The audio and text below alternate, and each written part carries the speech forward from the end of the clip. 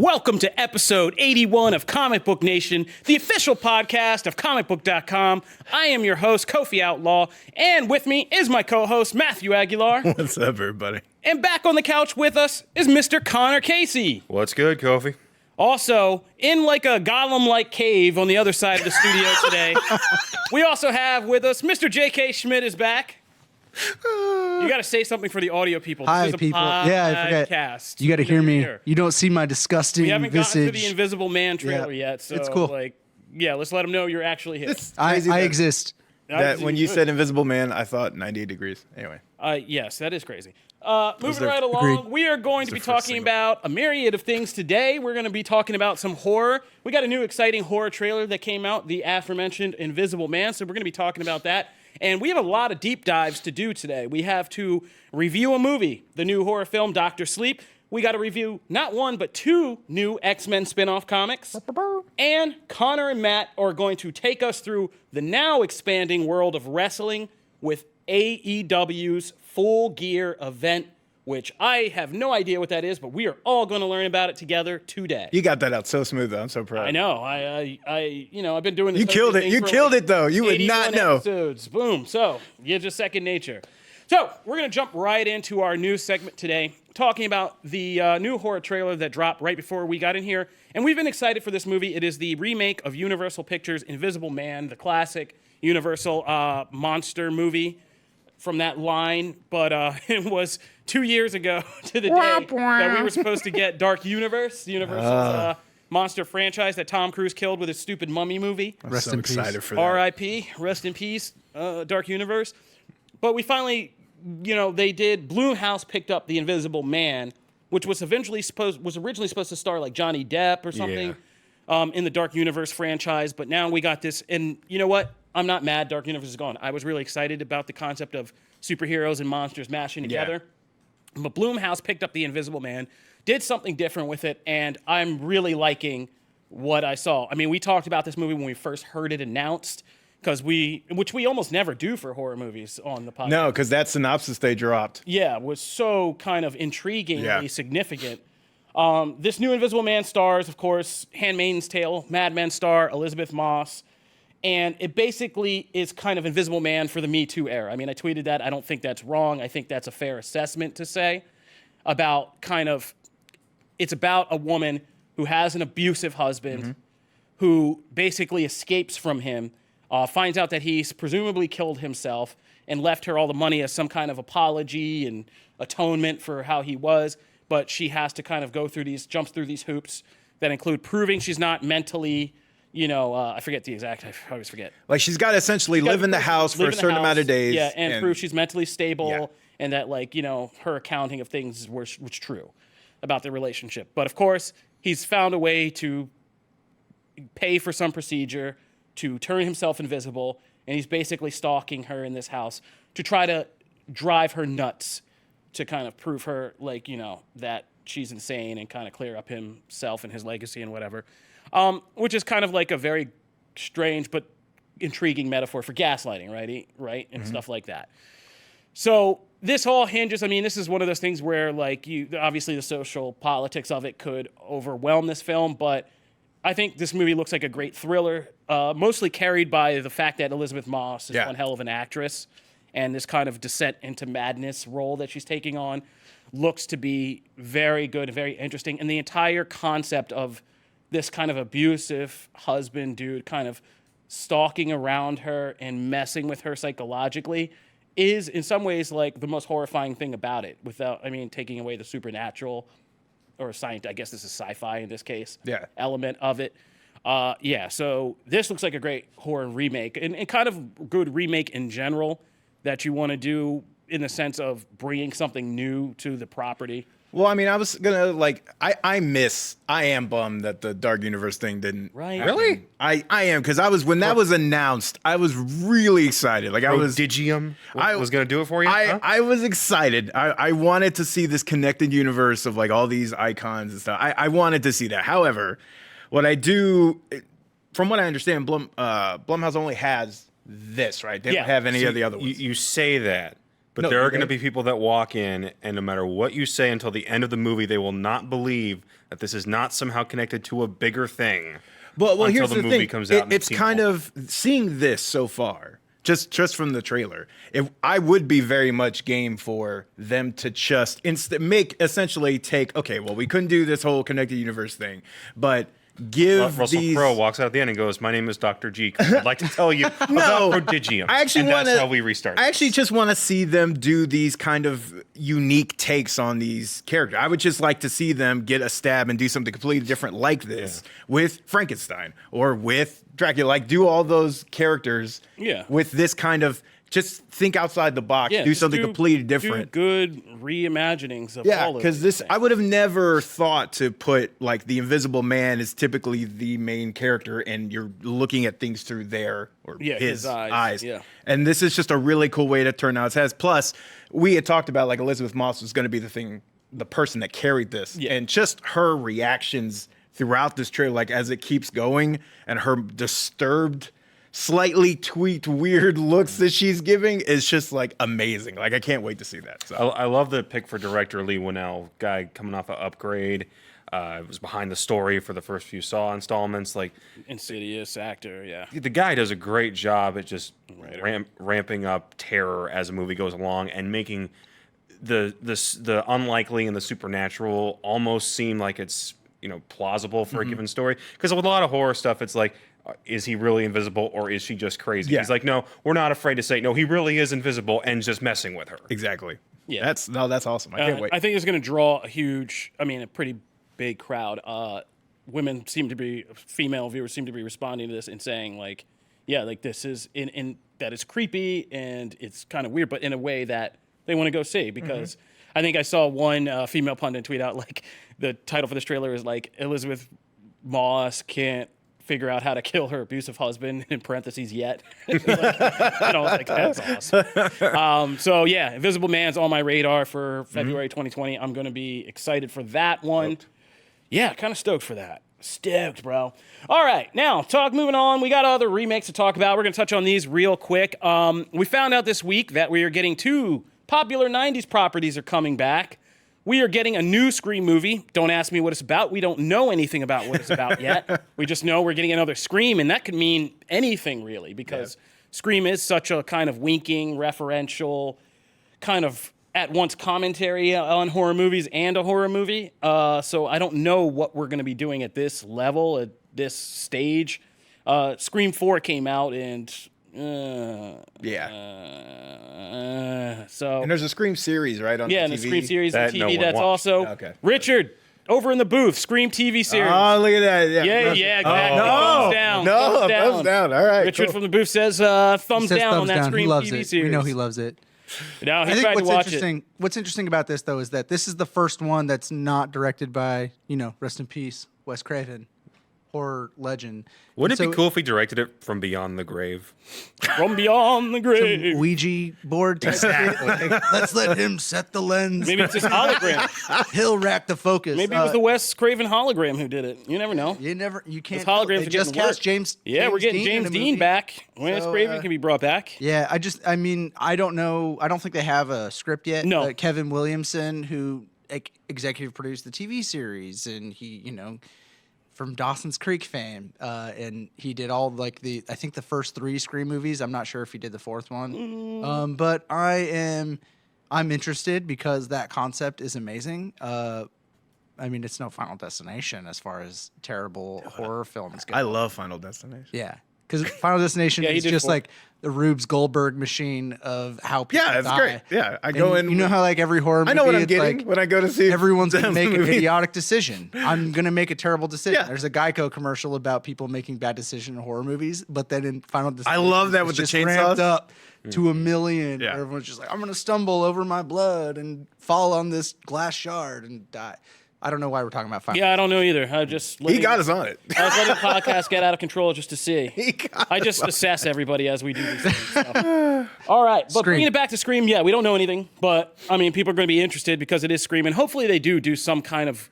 Long-awaited sequels have been hitting. We're going to talk about one today with Dr. Sleep. So it is possible to start these horror franchises over again, and we just talked about Invisible Man. So hopefully Scream does something equally as kind of clever. I mean, I'm trying to think about like what modern. I mean, horror's blockbuster now. I mean, that's the only thing I could think of is how big horror's gotten and kind of. I mean, they could do kind of the playing that. deconstruction thing the Cabin in the Woods did. Yeah. Which took basically let's examine the tropes of horror and rank that up to the nth degree. How you can do that with just some guy with a knife and a mask? Well, yeah, right. Because I think since the years of Scream, when it was at its height, we've had a bunch of shows and other movies do what Scream did. It'd be funny better. if like a lot That's of it's basically comedy. what American Horror Story does. Yeah, I mean, every time. It'd be I mean, funny if a lot of it's like comedy, like people seeing a Ghostface killer and being like, "Yeah, this isn't the '90s. I'm not scared of this." Yeah, So then it's that a would be scary great. movie. Yeah. Yeah. So, But I mean, a Ghostface would then brutally kill them still. But like, it would just yeah, be like it's that whole a thing. Like, it's a weird line they're gonna have to walk. yeah. but, So I think they can do it. All right. Moving right along. The other thing we're getting back is the Flying V. Yeah, AKA Mighty Ducks. the Mighty Ducks reboot series coming to Disney Plus. There you go. Not animated ducks fighting crime in space. I was- I don't care. I was so bummed though, to be honest, when I read that it was it was the live action I need one. Tim Curry as my villain. I love and I that. need crime fighting ducks. That animated series is so underrated. That also Here's play what we hockey. know about the Mighty Ducks new series. The They were series awesome. focuses on a 13-year-old boy when he gets kicked off the junior division Mighty Ducks team. His mom decides to start their own team, finding players, a coach, and a place to play. Oh, mom's running the hockey team. Good for mom. Good for mom. But I don't know if I like that premise from a parenting perspective.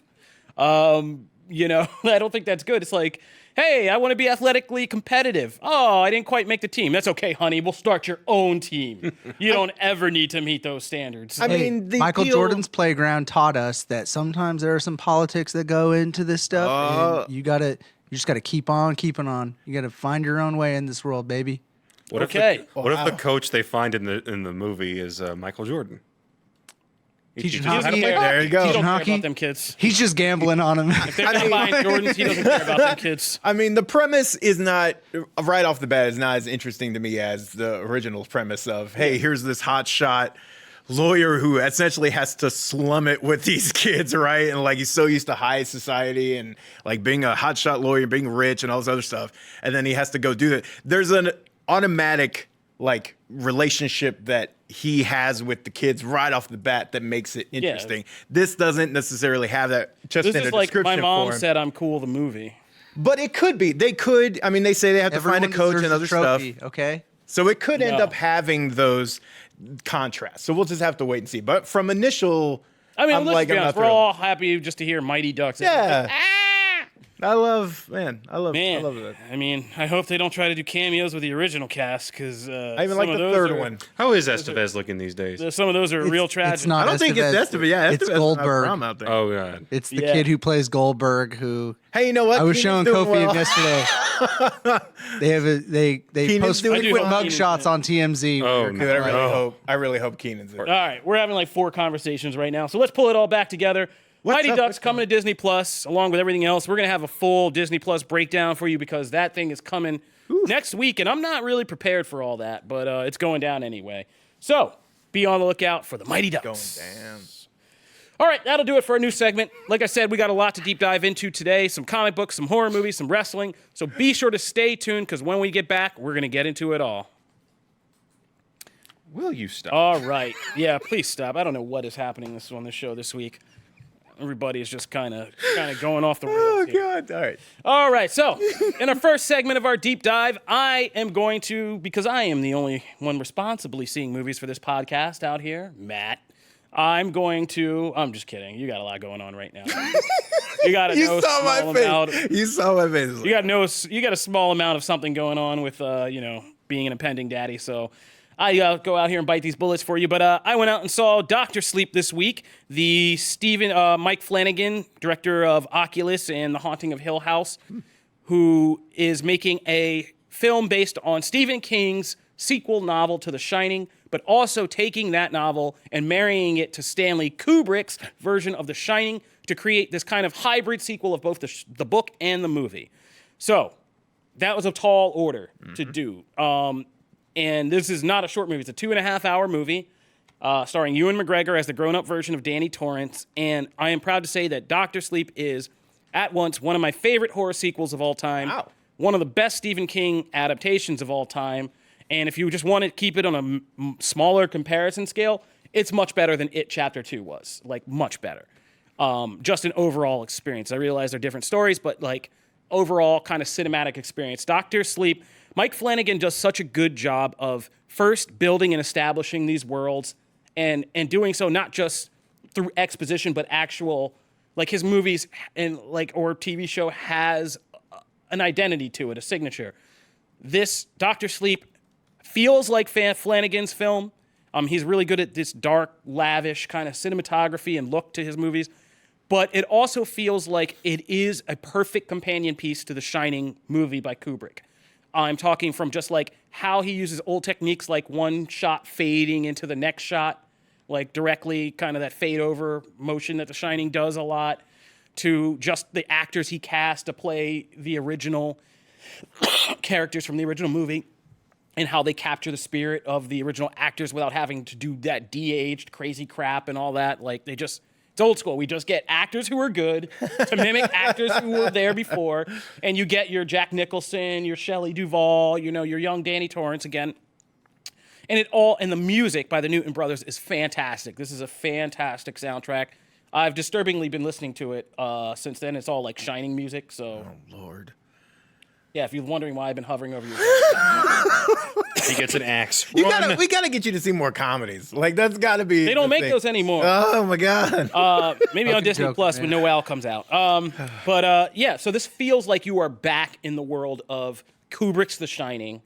You know, years and years later when Danny Torrance is all grown up. But this movie feels like it literally could just be in a 2-disc set with Kubrick's and work perfectly. Yeah, the villains are great. These kind of, I forget, they have this weird name like Nagarth or something, but like Rebecca Ferguson from Mission Impossible is the main villain called Black Hat Rose or something like that is her name. And she's kind of, they're like a gypsy crew, but they're these kind of weird versions of vampires that basically eat Shining. So eat people's like psychic powers and stuff. And the scenes with them are great because they carry an entire thread of the story. And Rebecca Ferguson and the co-stars who play like her quote-unquote family are all really good, interesting villain characters. Rebecca Ferguson is awesome in this. Yeah, she steals the screen. She's really great. And they do this thing where they're really intriguing and almost funny kind of humans until they're not. And when they're not, it is really terrifying and scary. And there are legit scenes in Doctor Sleep that are going to disturb some people really badly. And I wouldn't be surprised if some people like get up and walk out or just have like reactions, because there are some pretty intense scenes with these beings who primarily hunt children. For the is that like a visual thing, like just the way It's a they visual look? conceptual thing. Like I said, these are vampires that essentially are hunting children. Okay, And this movie does not shy away from the end result of that Gotcha. All right. whatsoever. Man. So like, yeah, pretty disturbing stuff. And it's overall just a good story to live in for 2.5 hours. Like when it ended, I was like, oh, I would have watched even more of this. Like, That's a good because it takes its time. I think Brandon Davis said in his review that we put on the site that it's kind of slow in the beginning, but it is. It's a movie that feels like somebody really did take a Stephen King novel and didn't do that thing where people just squeeze it like a juicer and just to make it more simplistic for a movie screen. It is still as complicated and kind of messy and a longer character story than you might be expecting from a film. But it's all wonderfully done and put together, so it's not at all bad to take that journey. And you will be kind of like on the edge of your seat or just tense and uncomfortable pretty much the entire time. Because there are some really, I mean, like I said, there's a lot of intense stuff, and not all of it has to do with supernatural horror. But the climax when we get back to the Overlook Hotel from the original Shining is pretty much spot on perfect recreation of Kubrick's film. That's a big change from Stephen King's book, but this movie brings the two together perfectly in that climactic ending. And the new girl, I don't have her name right in front of me, but the new girl who was kind of the other primary character in it, who Danny Torrance kind of allies with, is really fantastic. Kaylee Curran is her name. She plays a character named Aberstone, who's this little girl who has probably the most powerful Shining we've seen yet in this world. And so Danny's trying to help her and protect her from these things that can basically, these vampires can track you as soon as they get a scent of you anywhere. And that's kind of the story. So I recommend, even if you haven't seen all the fanfare, you go out and check out Dr. Sleep, especially if you're a fan of Kubrick's The Shining like I am. Make sure you check that out. Personally, I'd give it about 4.5 to, I'd say 4.5. I'm always kind of selective about 5 stars, but definitely like a 4.5 star review from me. Does this make your top 10 for the year? Oh, yeah, absolutely. Yeah, Dr. Sleep. And in terms of horror, it's my favorite of the year, I think. All right. Awesome. So that's it. Dr. Sleep. I want to see that now. Yeah, it's a good movie. You should. All right, moving right along. Let's talk X-Men.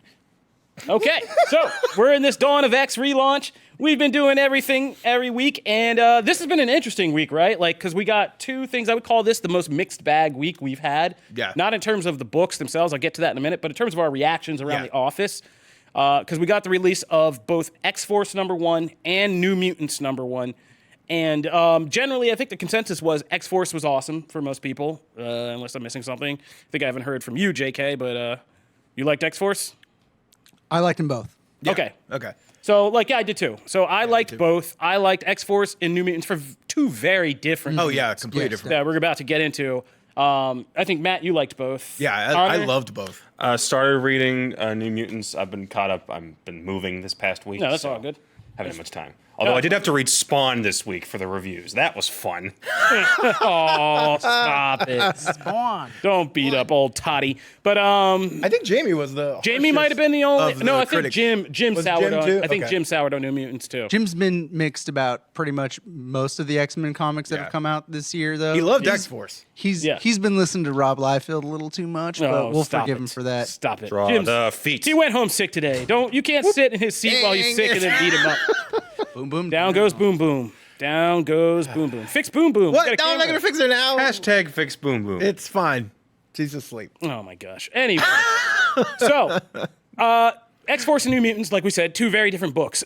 X-Force is probably the most direct continuation of the House of X kind of storylines in terms of showing you what this new world on Earth is like in light of the X-Men declaring their own nation, declaring mutant sovereignty and amnesty, and basically changing the whole geopolitical order of the world. And it opens with this kind of very dark, ominous thing about showing you there's always been these anti-mutant human supremacy groups. Now there's a new one. They all are kind of very Illuminati. They wear masks. They're sitting around a table doing this purity test to test everybody's blood. So make sure there are no mutant infiltrators, which of course there is one. It's Domino. Her luck kind of runs out. That's an awesome sequence, I thought. I really like that sequence. Oh yeah, that was an awesome the introduction. Yeah. Opening. So, and then we cut to like Krakoa, and this book kind of lays out a couple mysteries before it gets to the big event at the end. We are going to talk full spoilers for New Mutants and X-Force, so just so you're aware, full spoilers for New Mutants and X-Force.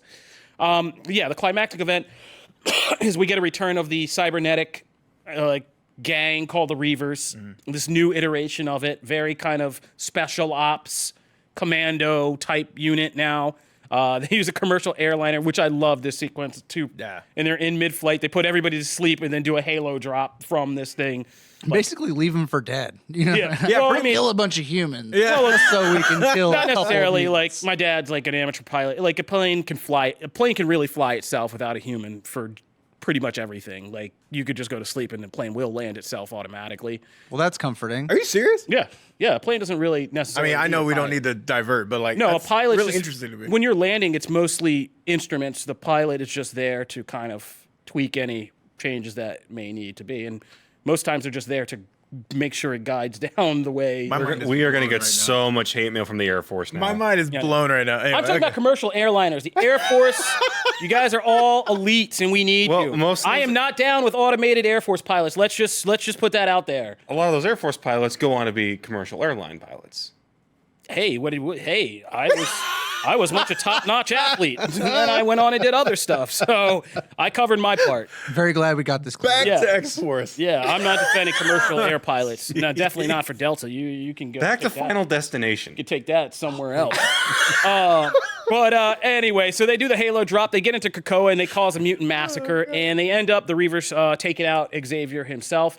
But along the way, we get these other little mysteries. Like there's a mystery set up with Beast and Wolverine that there's this feral animal mutant beastie thing that nearly takes out Beast that Logan's been tracking, and Beast wants to know how this is possible because Krakoa technically shouldn't have anything to threaten the mutant populace.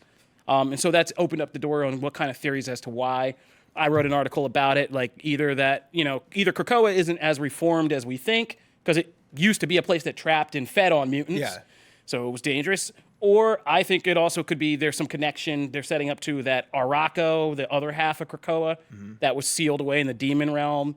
And maybe there's not the breach. There's a little Some kind of crack in the breach, because that would tie back into like Excalibur, all That that would be stuff. really cool, actually. I like that. Or it's just Sinister messing around somewhere, or somebody else messing with genetics and kind of messing with Or it's just the creating natural ecosystem of, every place, right, is going to have... Yeah, that's what Wolverine says. Yeah. Every place has to have predators. There is predator. no paradise. And so there's that. There's also interesting things like Black Tom and his role in Krakoa, referring to himself as the third person and plugged into all the plants and kind of running the biological system of the island, or the nervous system of D-list Krakoa. characters everywhere are just thanking Hickman. Yeah. Like Forge, Forge. Black Tom, Cypher. Like there's Gold so Balls, many, there's so many now characters. named Egg or whatever his There's name is. Egg. There's so many characters that just like they have this renewed purpose, and like it's cool. It's cool to see what these. Well, that's what I like to can say do. about this overall. I was going to get to is like, forever the criticisms are, like Hickman and them have done such a good job that just you can carry this line on for at least 2 years, just doing simple scenes of new context interactions between characters. Like Black Tom, I could read like a whole issue of Black Tom following around Professor Xavier, being like, listen to Black Tom. We need to get our defense up, homie. Like, this isn't right. The plants are telling me stuff. Like, that all is so interesting now. Like you said, with these played out, formerly kind of one-note D-list characters kind of coming back and having these interesting new roles.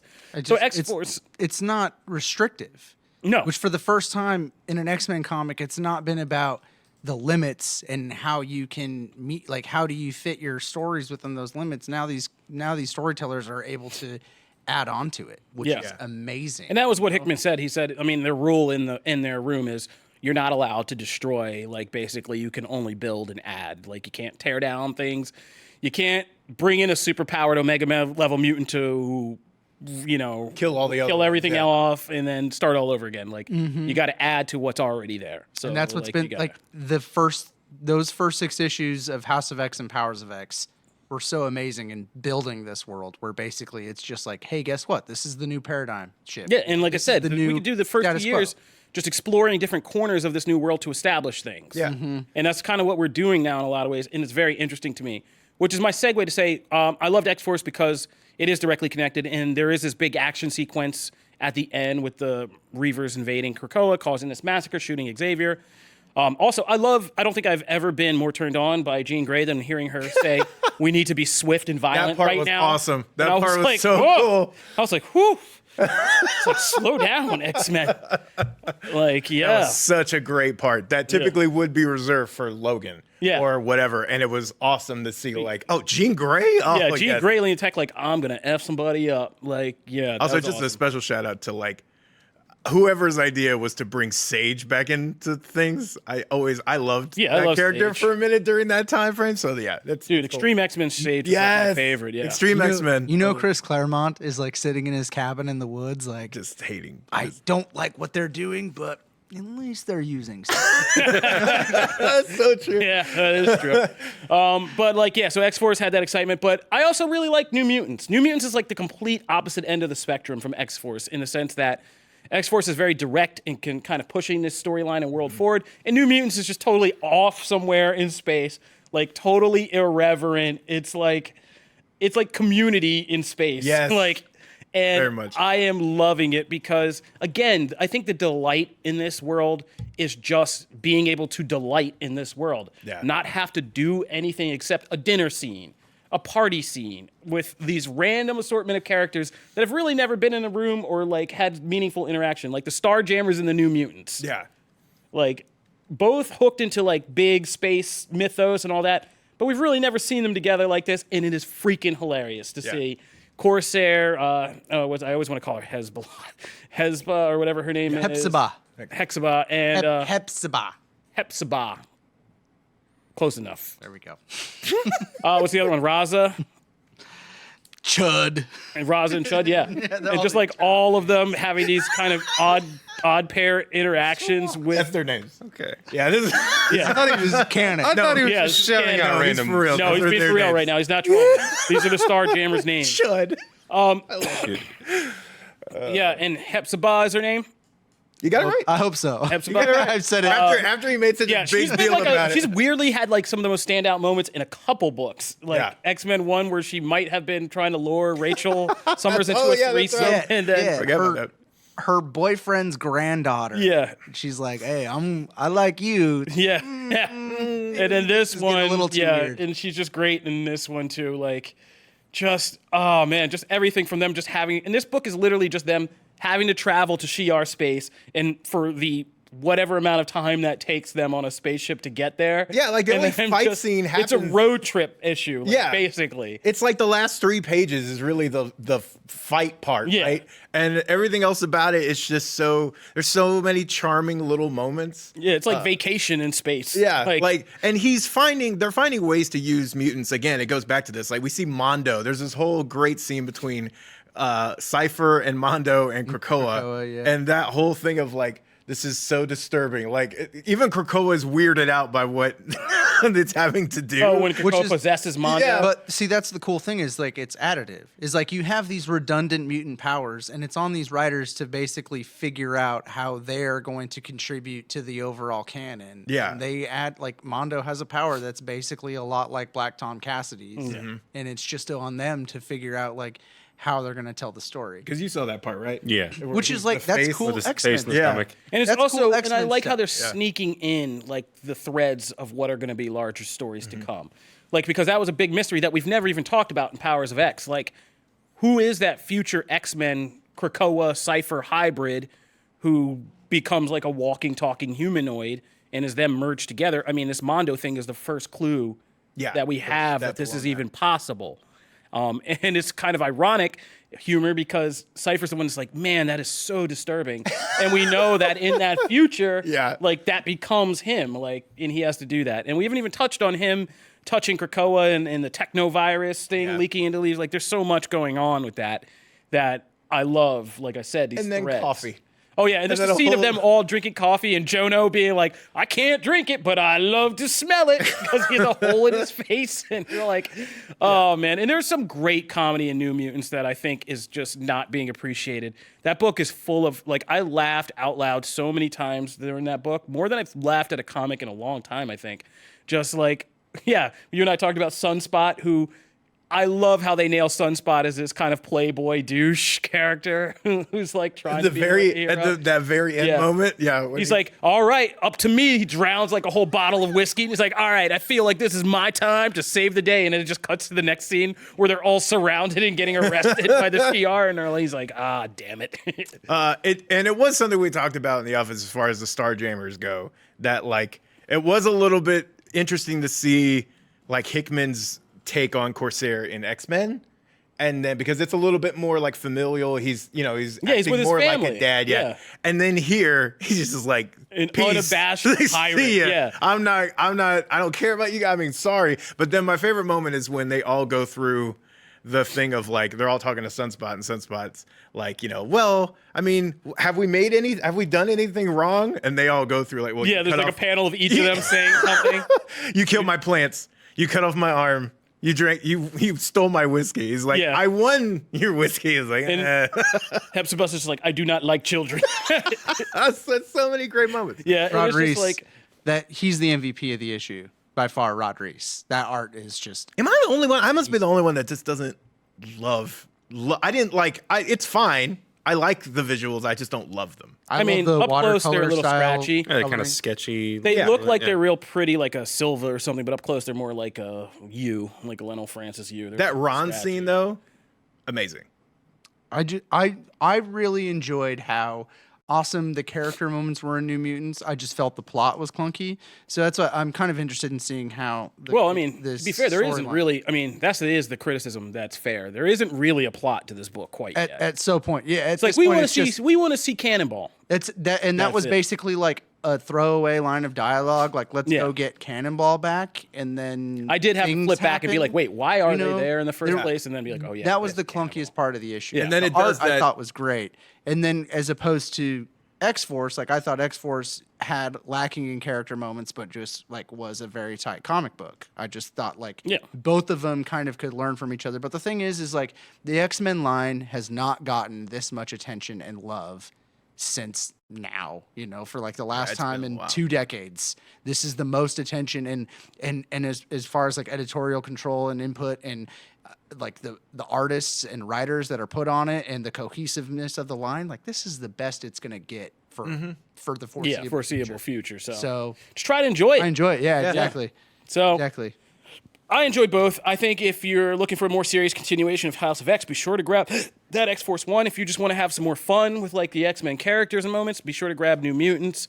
We'll be back to kind of conclude the Dawn of X relaunch next week with Fallen Angels, which is the big asterisk one I think a lot of us are really curious about to see how that plays.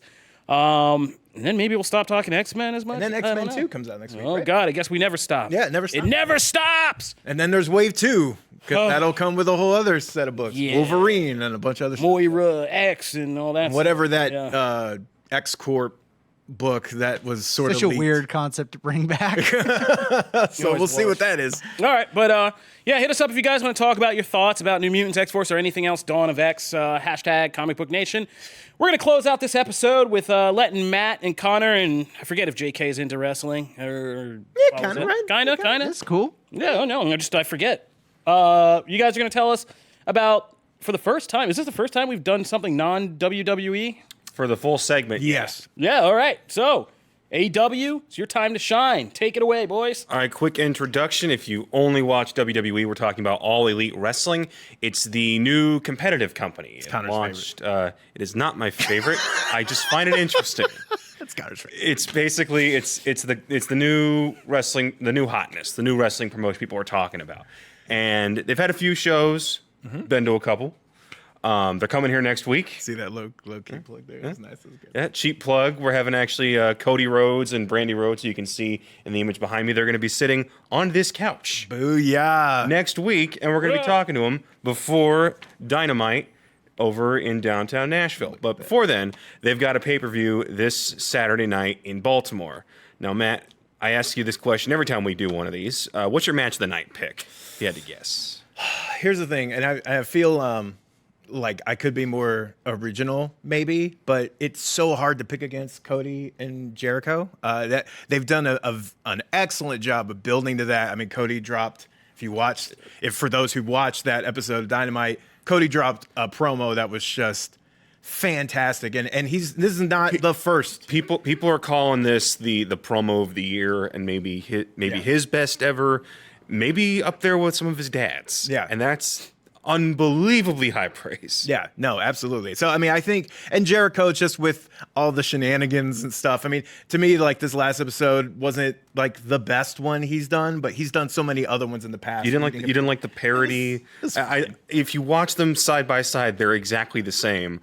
Only just Jericho making fun of it, like he's listening about bubbly instead of what he's supposed to be doing. I got the intent. And, I was just and Soul Train Jones didn't do it for you. no. Virgil, come on, come on. It didn't do it for Even me. But, JK knows who Virgil but is. I know who Virgil. Virgil is. I was just saying, like, it Twitter just icon. Yes, Twitter icon and convention icon. Yes, he is. Virgil, wrestling superstar. But yeah, like, it's just, but before this, amazing stuff. Like, they've Right. done some really fun stuff. So it's this match for me. I love the match. I love the story they're telling. I'm worried that they're almost overcorrecting because they've added the stipulation in where if Cody loses, he can never compete for that championship again. Yeah. And he said it in the promo last night that it's a response to people looking at him and going, "Oh, you know, you're an executive vice president. You're in management here in the company, so you shouldn't be awarding yourself these opportunities." And I think that opinion only holds up if you never watch the show. Yeah. Because if you actually watch, he's easily your most over babyface and top 3 star. Like, every crowd loves the guy. Yeah. And Despite the nature of his character. Like characters like him typically aren't. They're typically despised as heels. They're the corporate whatever. And you know, when he has his guys all come down in suits and whatever, they're over. Yeah, they're so over. Yeah. Yeah, and I think I hear people make the argument, oh, he doesn't need the championship. He's a big enough star on his own. Well, the counter argument to that is I think the championship needs him. Yeah. Because the AEW World Championship, cool looking belt. Real nice looking, well detailed, all that stuff. Its history so far is it's been defended twice and lost on the side of a highway in Florida. Yeah. It needs some prestige, and it That is can't. disturbing how much it matches my own story. Exactly, Kofi. It's the Kofi World Championship. It needs big names to hold it. Yeah. Like within the first 3 years, I want Jericho, Pac, Moxley, Omega, and Cody to have all held it at least once. Yeah. And if you suddenly just say, oh, hey, our biggest star, our most liked character on each show, he's off the board now. I think that's a big mistake. Yeah.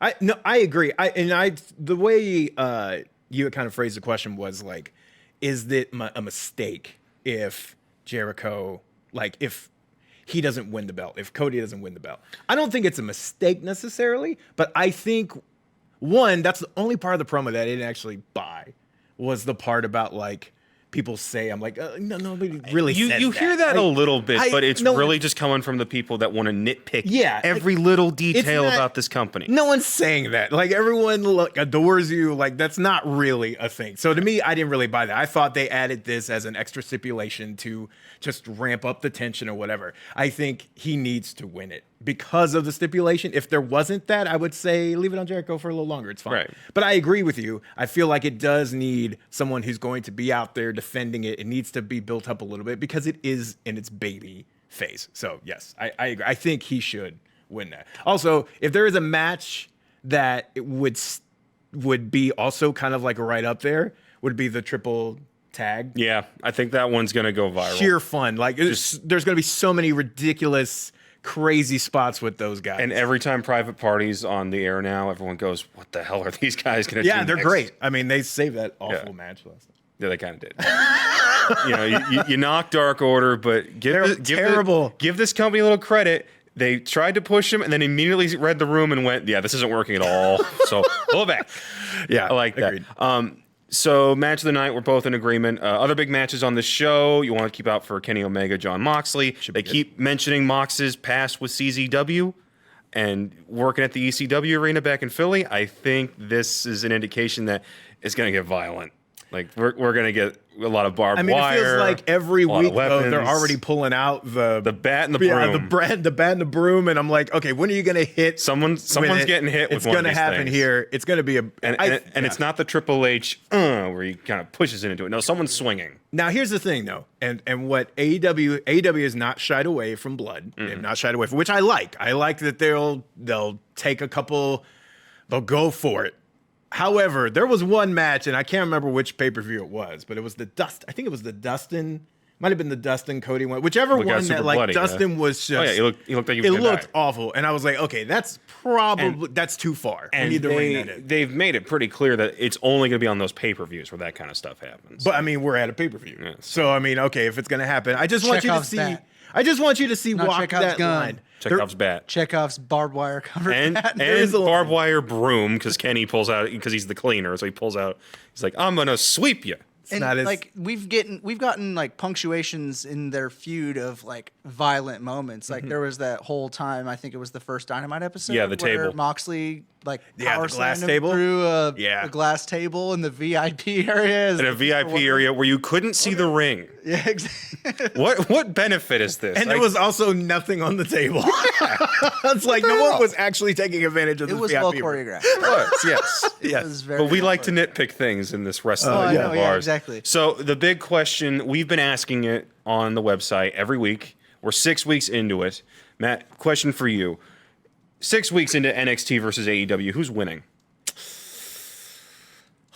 AEW's winning the ratings. They're tied in our weekly column, which the new one drops today. And we the always- fan poll has been overwhelmingly on AEW's side, except for this week. Yes.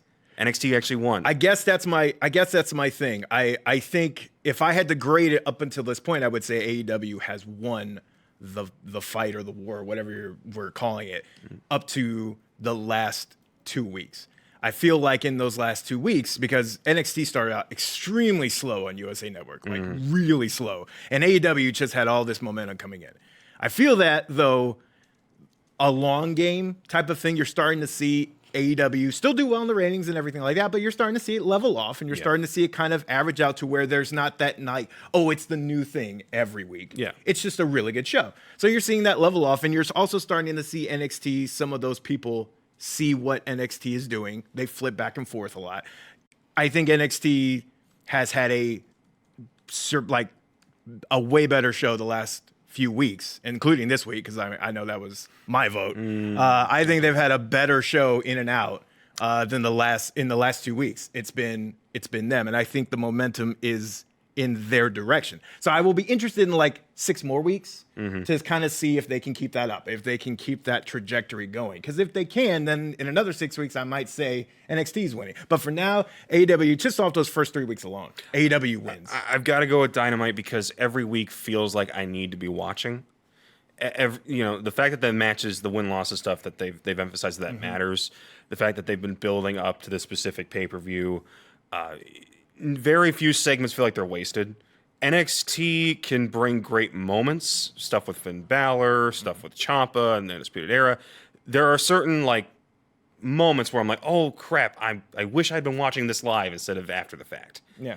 But there's a lot of times in just about every NXT episode where I'm like, this is a down period, and I could be skipping through this right now if this were on, if I had this DVR'd. I would just be skipping through this part. I'd be skipping through Conti versus Santana Garrett. I'd be skipping through all those Cameron Grimes matches. I don't get it, man. I'm with you. I skipped through most of Priest Dunn last night, even though I love Pete Dunne. That was such a good match, though. It felt like the 50-50 booking we knock Raw for all the time.